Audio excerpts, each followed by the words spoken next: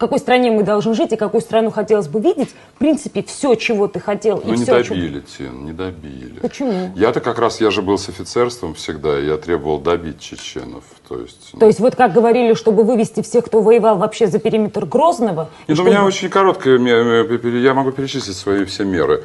Они вполне такие демократические. Например, в целях не допустить контакта чеченцев с террористами, выселить всю Горную Чечню. С целью хорошего образования чеченских мальчиков забрать их всех в суворовские училища. А желательно, я тогда говорил под грохот пушек, вообще залить напалмом и сжечь.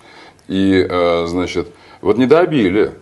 Я сейчас с офицерами встречаюсь, и офицеры говорят, придется в 3-й раз сходить туда. То есть, как вот тогда показывали сюжеты со второй кампании, где все говорили, обращались к правительству, что дайте до конца, ты считаешь, что вот сейчас... Не дошли. Не, ну подожди, все равно относительное, скажем, спокойствие, и все равно мир.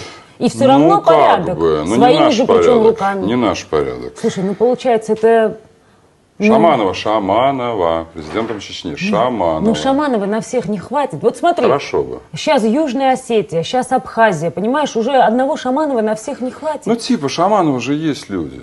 Есть люди, еще не поделившие колбасные заводы, как Казанцев там со своими какими-то женщинами делил сосисочные заводы. Есть какие-то генералы-то. А зачем, Сережа, вот объясни. Вот смотри, если бы, ну хорошо, вот у нас 0,8, да, получается. Что, надо было доходить до Тбилиси? До Тбилиси... Я сейчас объясню, понимаешь? Я знаю, извини, хочешь, чтобы я тебя обидел? Нет, я не хочу.